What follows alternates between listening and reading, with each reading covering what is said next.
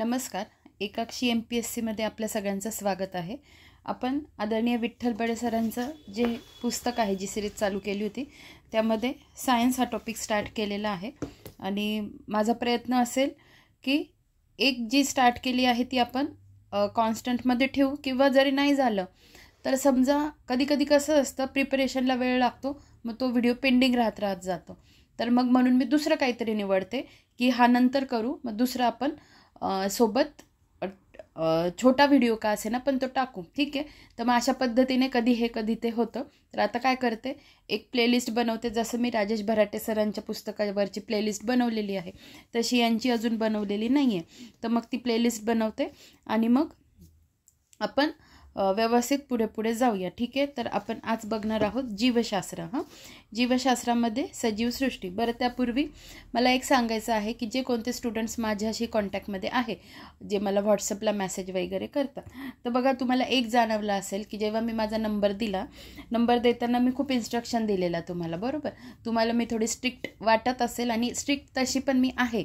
ठीक आहे. पण जेव्हा तुम्ही माझ्याशी संभाषण करता तेव्हा तुम्हाला हेही वाटलं असेल की अरे मॅडम ते किती स्मूथली बोलतं, आणि आमच्या प्रत्येक प्रश्नाला आन्सर पण करतात, आणि आमच्याशी व्यवस्थित पण वागतात. जेवढं आम्ही अपेक्षा पण नाही करत त्याच्यापेक्षा पण जास्त मॅडम वागतात. हे जेवढे कोणी माझ्याशी संभाषण करता हे तुम्हाला दिसत असेल. तर मला तुम्हाला एकच सांगणं आहे की एकतर माझं नेचर समजून घ्या. मी स्ट्रिक्ट कशी आहे, तर मी तुम्हाला त्या व्हिडिओमध्ये पण सांगितलेलं आहे, माणसाला अनुभव आलेले असतात, थोडा अनुभव वाढलेला असतो, आपल्याला समोरची व्यक्ती कळते कोणाच्या मनात काय चालू आहे. ठीक आहे.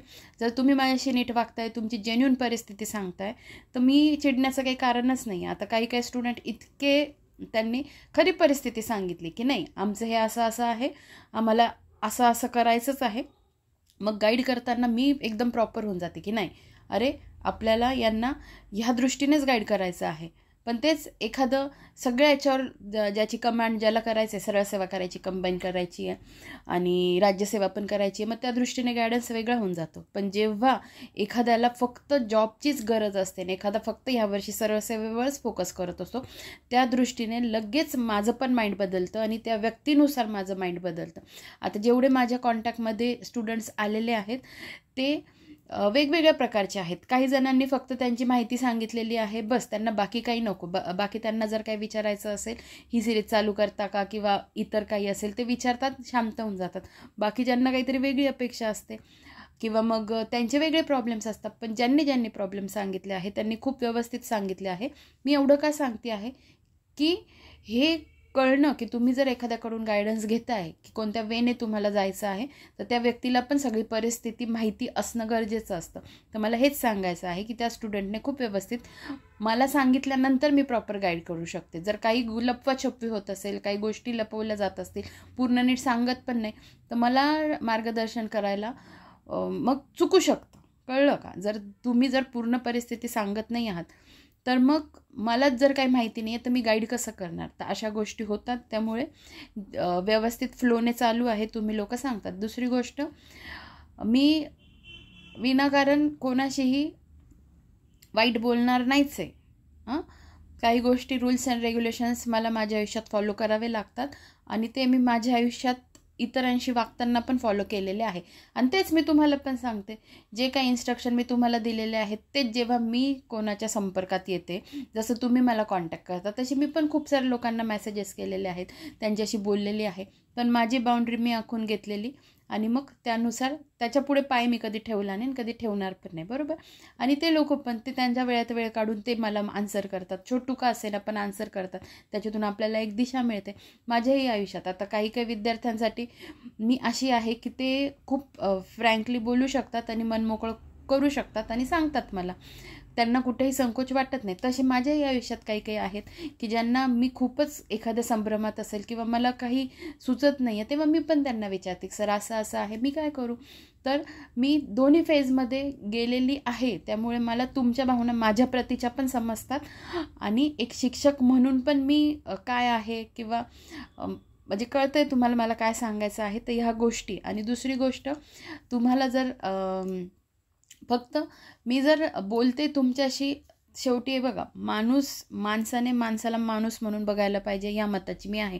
मग तुम्ही कोणत्याही लेवलला जा आणि कितीही मोठे व्हा, उगीच मग एखादं यूट्यूब चालवतो किंवा खूप मोठा शिक्षक आहे, सेलिब्रिटी आहे, आणि मग उगीच ॲटिट्यूड दाखवायचा, आणि मग आता माझ्याकडे वेळ आहे पण तरी एखाद्याचा मेसेज आला आहे आणि मग विनाकारण मग बघायचा नाही आणि मग थोडंसं आन्सर करायचा आहे. वेळ समोरच्याला गरज आहे तर तुम्ही प्रामाणिकपणे वागा, ह्या मताची मी आहे. फक्त ह्या गोष्टीचा तुम्ही चुकीचा अर्थ नका घेऊ, ठीक आहे. मला हेच सांगायचं आहे. आणि तसे माझे मेसेज, जशी मी एखाद्या विद्यार्थ्याशी बोलत असेल, माझं नेचरच तसं आहे, तशी मी सगळ्यांशी बोलते. हा जर कोणी चुकीचं वागत असेल तर एक पाऊल मला यावं लागतं मागे, कारण मग मला असं वाटतं चुकीचा मेसेज समोरच्याला गेला नाही पाहिजे, ठीक आहे. दुसरी गोष्ट, माझ्या जे काही मी स्टेटस ठेवत असते, खूप जण लाईक्स करतात किंवा काही जण जरी लाईक्स करत नाही पण त्यांनी मला मेसेज केलेले आहेत, हे सांगितलेलं आहे की आमचा नंबर तुम्ही सेव्ह करून ठेवा. या सगळ्याच गोष्टींसाठी मी काय म्हणता, कृतज्ञता व्यक्त करण्यासाठी एकदा मी पर्सनली सगळ्यांना मेसेज करून दिले होते की thank you for your like, share, support, आणि अजून जे काही आहेत. आणि तेच स्टेटस मी याला पण टाकलं होतं. कशाला?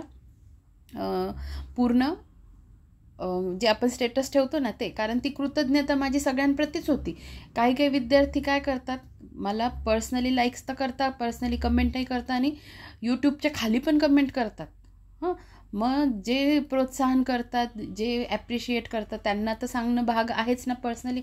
आणि त्या व्यतिरिक्त बाकीचेही जे स्टुडंट असतात, ज्यांनी मला फॉलो केलेलं आहे, ज्यांनी मला विश्वासाने त्यांचा नंबर दिलेला आहे, तर त्यांनाही ग्रॅटिट्यूड शो करण्यासाठी मी स्टेटसला पण ठेवत असते की खरंच तुमच्या सगळ्यांचे आभार, ठीक आहे. आणि पुन्हा सांगते की म्हणजे माझ्यासाठी तरी माझे विद्यार्थी खूप काही आहे, ऑफलाईनचे असू देत नाहीतर ऑनलाईनचे असू देत. म्हणजे जे कोणी माझ्यावर मनापासून प्रेम करतं, माझ्यावर विश्वास ठेवतं, माझ्यावर श्रद्धा ठेवून आहे, त्या प्रत्येक स्टुडंटसाठी मी नैतिकरित्या जबाबदार आहे आणि त्या व्यक्तीसाठी बांधील आहे, अशा विचारांची मी आहे. त्यामुळे तुम्हाला शक्यतो माझ्याकडून मी कितीही काही झालं, म्हणजे किती आता मी भविष्यात मोठी जरी झाले किंवा मी म्हणजे मीच काय, कोणीही जरी किती मोठं झालं ना, तर आपण ज्या रूट लेवलपासून हळूहळू पुढे गेलेलो आहे आणि आपल्याला पुढे पुढे नेणारे पण कोण आहेत यांना कधीच विसरायचं नसतं. आणि विनाकारांचा ॲटिट्यूड मी माझ्या आयुष्यात कधी दाखवलं नाही आहे. आणि तसंच जसं मी म्हणजे ॲक्च्युली तुम्हाला मी माहिती नाही आहे, पण मला तर मी माहिती आहे ना मी कशी आहे. म्हणजे लोक कसे, त्यांना नेमकं काय, आता कधी कधी मला मेसेज केले जातात, म्हणजे तुम्ही लोक नाही बाकीचे, की मॅडम वेळ आहे का, मला थोडंसं बोलायचं होतं. मग मलाही त्यांना वेळ द्यावा लागतो. नसेल वेळ तर मग मी वेळ असले की त्यांना स्पेशल कॉल करून घेते की बोला काय प्रॉब्लेम होता. तर मग त्यामुळे तुम्हाला माहिती नसेल मी कशी आहे, पण मला माहिती आहे मी काय आहे, कशी आहे स्वभावाने, माझं नेचर कसं आहे. त्यामुळे काही गोष्टी तुम्हाला सांगणं गरजेचं पडतं, ठीक आहे. दुसरी एक गोष्ट, मला सगळ्यात जास्त निवांत वेळ असतो रात्री, ठीक आहे. मग रात्री 10 नंतरच मला वेळ असतो. समजा मी निम्म्या रात्री जरी तुमचे मेसेज येऊन पडले समजा आणि मी बघितले रिप्लाय केला नाही, याचा अर्थ तुम्ही चुकीचा घेऊ नका की मॅडमने रिप्लाय दिला नाही. मी रिप्लाय देणार. आता खूप वेळा असं झालं, आता एका मॅडमने पण मला रिप्लाय केलेलं, त्यांचं इंट्रोडक्शन सांगितलेलं वगैरे, मला रिप्लाय द्यायला वेळ मिळाला नाही. मी त्यांना 2 दिवसांनी मॅडमला रिप्लाय दिलेलं, त्यांना काय जी इन्फॉर्मेशन हवी होती ती. तसंच एका सरांच्या बाबतीतही झालं. तर त्यामुळे तुम्ही ते काही वाटून घेऊ नका की उशिरा रिप्लाय करते आहे. पण एक समजा रात्री 10 नंतर मी निवांत असते, माझं डोकं थोडं फ्री असतं आणि शांतता असते, त्यामुळे मग तेव्हा मी तुमच्या मेसेजला उत्तर देऊ शकते. तर मला सांगायचं काय, समजा निम्म्या रात्री मी तुम्हाला रिप्लाय करून दिला, आता मी सकाळ होण्याची वाट नाही बघत बसणार की अरे आता तर रात्र झाली आहे, 3 वाजले आहेत आणि मग मी रिप्लाय कसा करू, हे मी नाही बघणार. मी जर तुमचा मेसेज 2 दिवसापासून येऊन पडला आहे, मला रात्रीचा वेळ आहे, तर मी तुम्हाला फॉरवर्ड करून देणार. त्यामुळे ह्या गोष्टींचाही कोणता वेगळा अर्थ घेऊ नका की निम्म्या रात्री आला, 12 वाजता आला, 3 वाजता आला, 4 वाजता आला. जेव्हा मी जागी असेल, जेव्हा माझं माइंड फ्री असेल, तेव्हा तुम्हाला मेसेज पडलेले असतील. हे मला तुम्हाला एक सांगायचं होतं. आणि त्यानंतर बस ज्या काही महत्त्वाच्या गोष्टी होत्या त्या मी तुम्हाला सांगितलेल्या आहेत. त्यामुळे जे कोणी माझ्याशी अटॅच आहे व्हॉट्सअप थ्रू, तर त्यांच्यासाठीच ह्या सगळ्या महत्त्वाच्या काही गोष्टी होत्या. आणि जे कोणी पुढे अटॅच होणार आहे, बरं नंबर हवा असेल तर मग मी पुन्हा शेअर करते त्या व्हिडिओची लिंक ह्या व्हिडिओच्या डिस्क्रिप्शन बॉक्समध्ये. ज्यांना हवं असेल ते मला मेसेज करू शकता. बघा आपण आपल्या लेक्चरला सुरुवात करूया.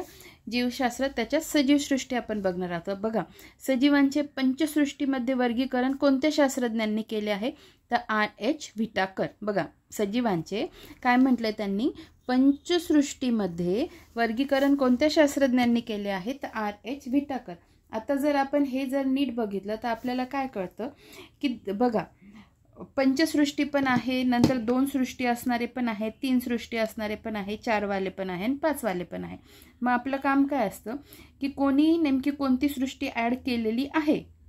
तर आपल्याला ह्या सगळ्या गोष्टी माहिती पाहिजे. तर तेच मी तुम्हाला आता सांगणार आहे. बघा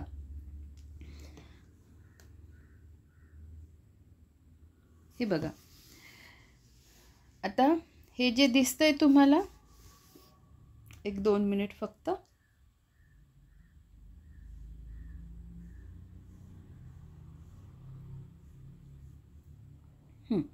बघा आता पंचसृष्टी विचारली आहे. बघा पंचसृष्टीमध्ये कोणत्या शास्त्रज्ञांनी केले, तर R.H. व्हिटाकर. तर बघा आता हे नका म्हणू की मॅडम हे सांगितलंय तर तुम्ही बाकीचं का दाखवताय, कारण ते पुढेच आहे, पुढे त्याच्याशीच रिलेटेड आहे. मग जेव्हा एकदा एखादी गोष्ट सांगते आहे तर तुम्ही मला सांगू शकता आणि 100% तुम्हाला तुमचं ओपिनियन द्यायचा अधिकार आहे, हक्क आहे. तुम्ही नक्कीच कमेंट सेक्शनमध्ये सांगा की हे असं काही शिकवू नका. पण तुम्ही जरी सांगितलं तरी मी असंच शिकवणार आहे, हे तर आहे. पण ॲक्च्युली काय होतं आहे, हे पुढेच आहे. हॅकेल पुढे येणार आहे, कोपलँड येणार आहे. मग आत्ताच जर तुम्हाला समजावून सांगितलं तर काय फरक पडतो आणि प्रश्नांचं स्वरूप बदललं जातं. तर बघा आता प्रश्न काय विचारलेला आहे, सजीवांचे पंचसृष्टीमध्ये वर्गीकरण कोणत्या शास्त्रज्ञांनी केले, तर R.H. व्हिटाकर यांनी केलेले आहे. तर लक्षात कसं ठेवायचं, बघा आपल्याला सगळ्या सृष्टी मग महत्त्वाच्या पडतात. बघा कार्ल लिनियस, आता इथे वर्ष आणि इथे शास्त्रज्ञांचे नाव दिलेले आहे आणि किती गटात वर्गीकरण दिलेलं आहे त्यांनी केलेलं आहे ते. ठीक आहे. आता बघा कार्ल लिनियसने किती गटात वर्गीकरण केलं सजीवांचं, तर बघा 2 गटात. वनस्पती आणि प्राणी. वनस्पती आणि प्राणी हे खूप महत्त्वाचं आहे. मी हे पण सांगणार आहे की कोणी कोणती ॲड केली. फॉर एक्झाम्पल हेकेलने 3 गटात केलं, मग त्याने कोणती ॲड केली असा प्रश्न विचारला. समजा असा प्रश्न आता पुढे काय आहे बघा, कुठे गेलं, सजीवांचे वनस्पती, प्राणी आणि प्रोटिस्टा या 3 गटात वर्गीकरण कोणी केलं, तर हॅकेलने केलं. पण जर असा प्रश्न विचारला की हॅकेलने 3 गटात वर्गीकरण केलं पण त्याने कोणते ॲड केलं आणि खाली ऑप्शन दिले प्रोटिस्टा, मोनिरा, नंतर फंगाय असं जर दिलं तर तिथे तुमचं चुकायला नको, असा प्रश्न फिरू शकतं. हे मी तुम्हाला शिकवते. ठीक आहे. बघा तर कार्ल लिनियसने 2 गटात कोणतं, वनस्पती आणि प्राणी. हेकेलने 3 गटात 3 गटात कोणतं, वनस्पती, प्राणी आणि प्रोटिस्टा ॲड केला. नंतर चॅटन थोड्या वेळ बाजूला ठेवूया, चॅटन बाजूला ठेवून हे बाकीचे 4 सलग बघा. नंतर कोपलँडने 4, त्याच्यात त्याने मोनेरा ॲड केली आणि व्हिटाकरने 5 गटात वर्गीकरण केलं आणि कवक ॲड केलं. ठीक आहे. आता तुम्हाला हे लक्षात कसं ठेवायचं बघा, कार्ल लिनियस का आणि ली, कार्ल लिनियस याच्यात 2 अक्षर आहेत ना, 2 अक्षर आहेत, सॉरी 2 शब्द आहेत, 2 शब्द. कार्ल लिनियस 2 शब्द आहे म्हणून 2 लक्षात ठेवा, वनस्पती आणि प्राणी. नंतर हे केलं, बघा मी लिहितानाच वेगवेगळं लिहिलं आहे. हे केलं याच्यात 3 अक्षर आहे ना, हे केले शब्दात 3 अक्षर आहे, मग त्याने 3 सांगितलं. नंतर कोपलँड आता याच्यात एक जोड शब्द जरी असला तर तुम्ही काय करा, किंवा कोपलँड आपण असंही लिहितो ना, आता याच्यात कसं लिहिलं आहे, ठीक आहे. आता याच्यात त्यांनी असं लिहिलेलं आहे ना, मग हे लक्षात ठेवा, याच्यात बरोबर 4 अक्षर येतात, मग त्याच्यावरून काय लक्षात ठेवणार, किंवा कोपलँड असंही लिहू शकतो आपण. हे बघा कोपलँड. ठीक आहे, कोपलँड झाले 4. मग त्याच्यावरून लक्षात ठेवा की कोपलँडने किती 4 सृष्टीत विभाजन केलेलं आहे. 4 एका याच्यात किती आहे, 4 अक्षरं आहेत, मग 4 याच्यात आणि ॲड कोणती केली त्याने, मोनेरा. आणि व्हिटाकरने किती, 5. आता व्हिटाकर कसं लक्षात ठेवणार, याच्यात 5 अक्षरं आहेत, 5 अक्षरांचा वापर केला आहे व्हिटाकर हा शब्द लिहिताना, त्यामुळे 5 गटात वर्गीकरण केलेलं आहे. मग कोणतं ॲड केलं आहे त्याने, कवक. एवढं कळालं. आता एकदा आपण रिपीट करू, मला सांगा. कार्ल लिनियस 2 शब्द आहेत, कार्ल लिनियस 2 गटात, नंतर हेकेल 3, नंतर कोपलँड 4 आणि व्हिटाकर 5. एवढं लक्षात राहील. आता पुढे बघा. आता आपण काय बघूया की कोणी कोणती ॲड केली, ते कसं लक्षात ठेवायचं ते सांगते. आता त्याच्यासाठी ट्रिक काय आहे बघा. कार्ल लिनियसने 2 सांगितल्या होत्या ना, कोणत्या, कार्ल लिनियसने वनस्पती सृष्टी आणि प्राणीसृष्टी सांगितली होती. मग त्याच्यासाठी ट्रिक काय आहे मी सांगते आहे बघा. काली मातेने वनस्पतीसृष्टी आणि प्राणीसृष्टी निर्माण केली. काली, हां, काल चका आणि लिनियसचं ली, काली, त्याचं काली मातेने वनस्पतीसृष्टी आणि प्राणीसृष्टी ॲड केली. लक्षात राहील. मग काल लिनियसने वनस्पतीसृष्टी आणि प्राणीसृष्टी तयार केली किंवा ॲड केली. हां, मग त्याच्यानंतर काय केलं, जेव्हा वनस्पतीसृष्टी आणि प्राणीसृष्टी निर्माण केली, मग हेलन नावाची एक व्यक्ती होती. हेलनने त्याच्यावर काय कळलं, प्रोटीन पावडर टाकली. हेलनने त्याच्यावर काय केलं, प्रोटीन पावडर टाकली.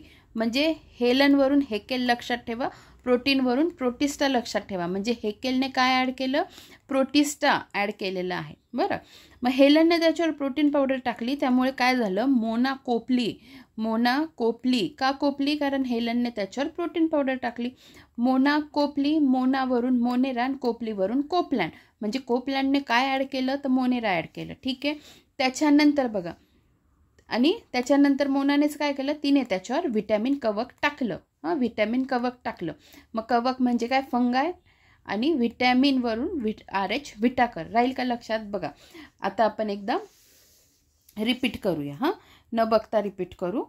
हे बघा काय सांगितलं, काली मातेने वनस्पतीसृष्टी आणि प्राणीसृष्टी ॲड केली. मग हेलनने काय केलं, त्याच्यावर प्रोटीन पावडर टाकली. त्यामुळे काय झालं, मोना कोपली, आणि तिने त्याच्यावर व्हिटॅमिन कवक ॲड केलं. अशा पद्धतीने कोणी काय ॲड केलं ते पण लक्षात राहतं. आता येऊया चॅटनकडे. कंबाईनला याच्यावर प्रश्न 2दा विचारलेला आहे. ठीक आहे. चॅटन 1925 सालचा. चॅटन या शास्त्रज्ञाने कोणत्या 2 सृष्टी गटात वर्गीकरण केलं, आदी आणि दृश्य, आदी केंद्रकी आणि दृश्य केंद्रकी. ठीक आहे. तर मग ते कसं लक्षात ठेवायचं की आदी नावाचा एक मुलगा आहे, माझ्या भावाचं नाव एक आदी आहे, मामे भावाचं नाव. तर आदी काय करतो, चॅटिंग करतो. आदी चॅटिंग करतो. मग आदीवरून आदी केंद्रकी, आणि सोबत लगेच लक्षात ठेवायचं दृश्य केंद्रकी, आणि चॅटिंगवरून काय लक्षात ठेवायचं, चॅटन, आणि त्याचं वय किती आहे, 25 वर्ष. त्याच्यावरून लक्षात ठेवायचं 1925. राहील हे लक्षात. आता आपण पुढे बघूया. आता बघा, सजीवांच्या वर्गीकरणाचा जनक कोणास म्हटले जाते, तर कार्ल लिनियस. ठीक आहे. सजीवांच्या वर्गीकरणाचं जनक कोणास म्हटले जाते, तर कार्ल लिनियस. सजीवांची द्विनाम वर्गीकरण पद्धत कोणी शोधली, तर कार्ल लिनियस. ठीक आहे. आता आपण ते पण बघून घेऊ, म्हणजे काय होईल, आपल्या काही गोष्टी व्यवस्थित होऊन जातील. हां, आणि ज्यांना नसेल आवडत नाही त्यांनी पुढे ढकला. हां, म्हणजे काय होईल, तुमचा वेळ जाणार नाही. पण काही गोष्टी मला माहिती आहे खूप महत्त्वाच्या आहे, कारण जर तिथे असा प्रश्न विचारू शकता तर दुसऱ्या पद्धतीने पण प्रश्न फिरू शकतो. बघा याच्यात मला काय सांगायचं आहे, बघा द्विनाम पद्धती, बायनोमियल सिस्टीम, कार्ल लिनियस आहे बघा हा. हां, अशा प्रकारची नावे देण्याची पद्धत कार्ल लिनियस या शास्त्रज्ञांनी शोधली. या पद्धतीमध्ये एखाद्या सजीवाला 2 घटकांनी संबोधलं जातं. हे फार फार फार महत्त्वाचं आहे. तुम्हाला कळेल मी असं का सांगते आहे, आणि याच्यावरही कंबाईनला प्रश्न आलेले आहेत. बघा, लिनियस यांनी स्वीडन शास्त्रज्ञ 1753 मध्ये प्लॅन्टारम या पुस्तकात ही पद्धत दिली. उद्या तुम्हाला सरळ सेवेला विचारलं, आता लिनियसवर प्रश्न बऱ्याचदा पडले, पण त्यांना वाटलं की कोणत्या पुस्तकात त्यांनी ही पद्धत दिलेली आहे द्विनाम पद्धती, तर ती कोणत्या, प्लॅन्टारम या पुस्तकात दिलेली आहे. कोण आहे ते, स्वीडन शास्त्रज्ञ. फॉर एक्झाम्पल, आंबा या फळाला द्विनाम पद्धतीत काय म्हणतात, मँगीफेरा इंडिका असं संबोधलं जातं. तुमचं काम काय आहे आता, मँगीफेरा इंडिका लिहिलं कसं आहे. मँगीफेरा इंडिका M कॅपिटल आहे आणि इंडिकाचा I छोटा आहे. ठीक आहे. किती अक्षरं होतात याच्यात हे पण पुढे कळेल तुम्हाला. बघा, यामध्ये मँगीफेरा हा घटक किंवा नाव त्याची प्रजाती दर्शवतो. आता याच्यावरही पुढे प्रश्न आहे. मँगीफेरा हे काय दर्शवतं, तर प्रजाती दर्शवते. तर इंडिका ही त्याची काय दर्शवते, जात म्हणजे स्पीशीज होय. इतर उदाहरणे, कुत्रा कॅनिस, फॅमिलरिस, गाय बोस टॉरस. आता हे ठीक आहे. जास्वंद हिबिस्कस रोबा सायनेन्सिस, आणि ज्वारी सॉर्गम व्हल्गेट. हां, हे बाकीचे नावं जस्ट लक्षात ठेवा. आता पुढे बघा काय महत्त्वाचं आहे. द्विनाम पद्धतीने नावे देण्याचे काही नियम खालीलप्रमाणे आहे. बघा, ही जी नावे असतात ते साधारणतः लॅटिन व ग्रीक भाषेत असतं. आता ही जी नावे जर विचारली कोणत्या भाषेत असतात, तर लॅटिन आणि ग्रीक. हा पण एक PYQ किंवा PYQ नाही MCQ आहे. ही जी नावे कोणती असतात, लॅटिन व ग्रीक भाषेत असतात. ते इटॅलिक लिपीत असतात. उद्या जर म्हटलं लॅटिन लिपीत असतात, ग्रीक लिपीत असतात, नाही, इटॅलिक लिपी असते. इटॅलिक लिपीत असतात. आणि कोणती असते ते साधारणतः लॅटिन व ग्रीक भाषेत असतात. द्विनाम पद्धतीमध्ये म्हणजे बायनोमियल सिस्टीममध्ये पहिला शब्द काय दर्शवतो? प्रजाती, जीनस दर्शवतो, जो साधा नाम असेल. तर दुसरा शब्द जाती म्हणजे स्पीशीज दर्शवतो, जो विशेषण असेल. आता हे बघा, हे आहे ना, ही हायरार्की कोणी दिलेली आहे? तर ही जी आहे आता, ही काय टॅक्झोनॉमिक ही संज्ञा डी कॅन्डोले या शास्त्रज्ञाने दिली आहे. याच्यावर कंबाईनला प्रश्न आलेला आहे 2दा. ठीक आहे. तर ही जी हायरार्की आहे ही आपल्याला माहिती पाहिजे. तर याच्यावर प्रश्न आलेला आहे की पहिल्यापासून खालपर्यंत किंवा खालून वरपर्यंत तुम्ही लावा. तर बघा, याच्यात सगळ्यात बेसिक लेवलला खाली काय आहे? स्पीसीज. आणि स्पीशीजला काय म्हणतात? जाती. जिनसला म्हणतात प्रजाती. आता याच्यात लक्षात कसं ठेवणार की सगळ्यात खाली जाती आहे का प्रजाती आहे? जात आणि त्याच्यानंतर जेव्हा त्याला प्र लावू ते त्याच्यावरती. ठीक आहे. अशा पद्धतीने लक्षात ठेवा. जाती सगळ्यात खाली, जातीला स्पीसीज म्हणतात, प्रजातीला जीनस म्हणतात. त्याच्यावरती कुल फॅमिली, नंतर गण म्हणजे ऑर्डर, वर्ग म्हणजे क्लास, आणि नंतर फायलम और डिव्हिजन म्हणजे संघ किंवा विभाग, त्याच्यावरती किंगडम. तर बघा,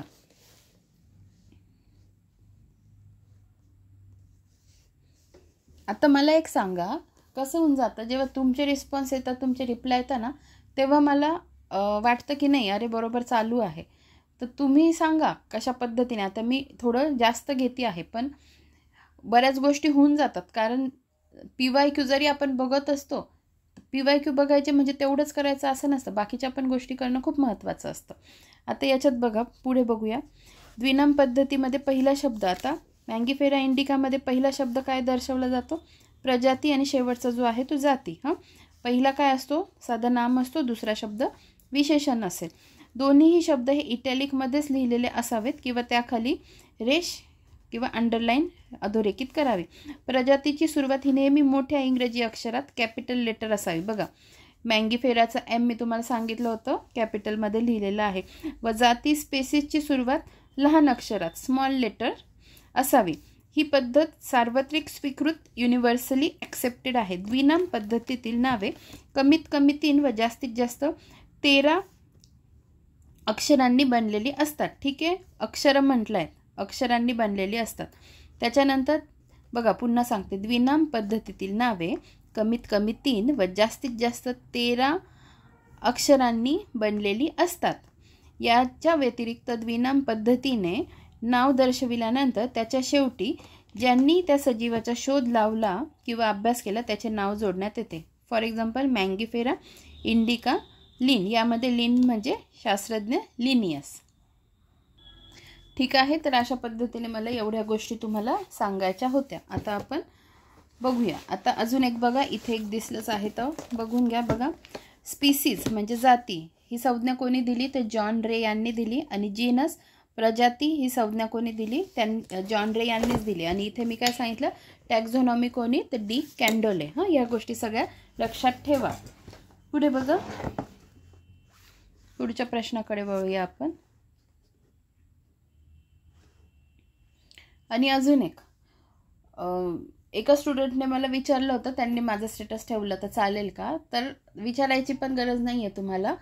अर्थात आपण आता हे सगळे पब्लिकच आहे, पब्लिकलीच आहे ना, सगळेच जण बघतात. त्यामुळे तुम्हाला आपण कोणाचाही स्टेटस ठेवू शकतो. तरी परमिशन घेतली त्यांनी माझी अगदी व्यवस्थितपणे, काही हरकत नाही आहे. पण जरी तुम्ही ठेवलं तरी मला चांगलंच आहे, मला आनंदच वाटेल, त्यात काही वाद नाही. त्यामुळे तुम्ही माझ्या लेक्चरचं स्टेटस दुसऱ्यांच्या भल्यासाठी ठेवलं तर नक्कीच काही हरकत नाही. जनहितार्थ जारी. ठीक आहे. आणि बरं झालं, एवढंच सांगायचं आहे मला. बघा, पुढच्या प्रश्नाकडे आपण वळूया. पुढचा प्रश्न काय आहे?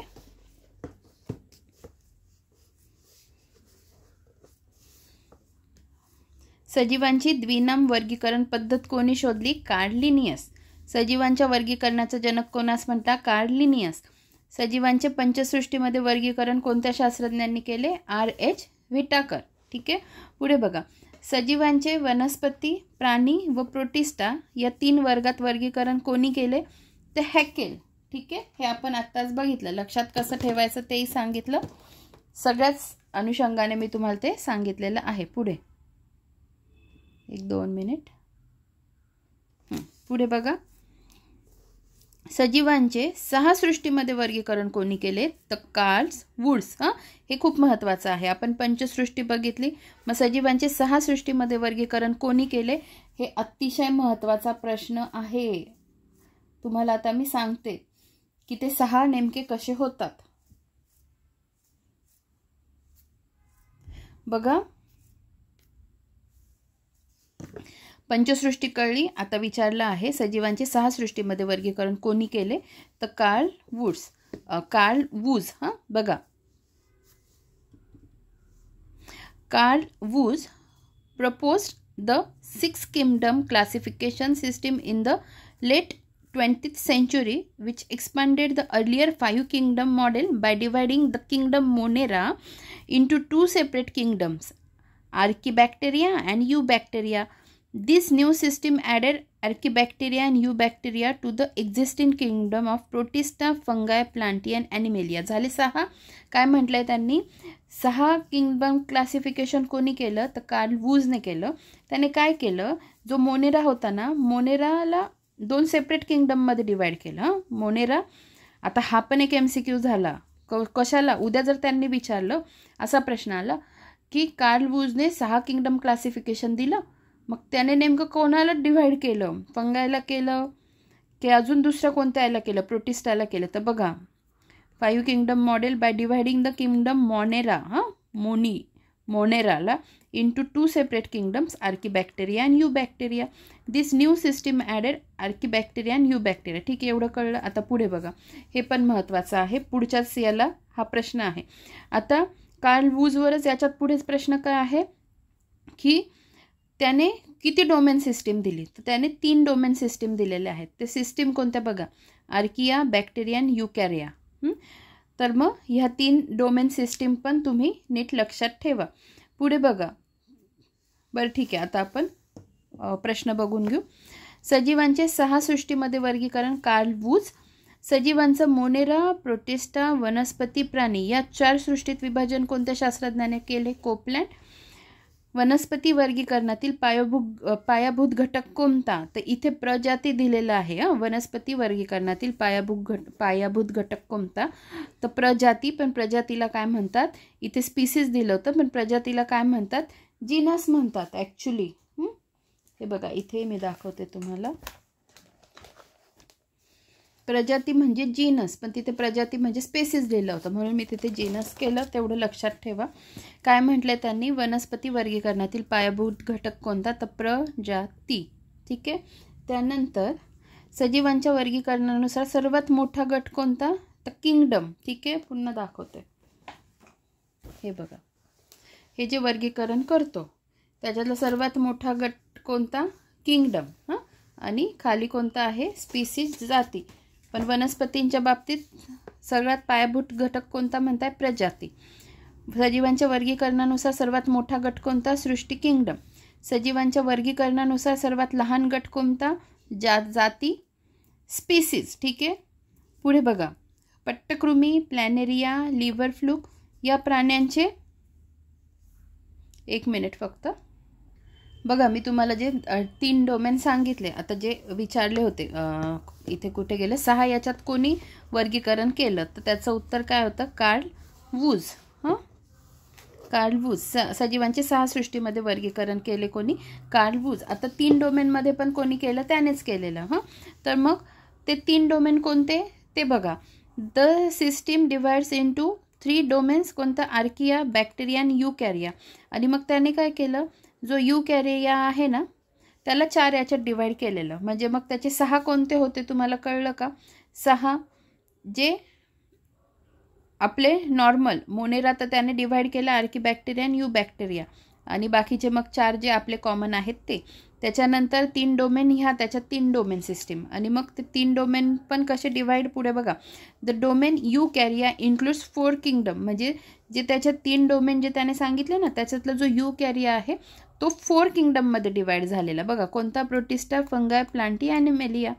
तर अशा पद्धतीने ह्या गोष्टी लक्षात ठेवा. त्याच्यासाठी मी त्या अनुषंगाने तुम्हाला ते माहिती आणलेली आहे. पुढे बघा.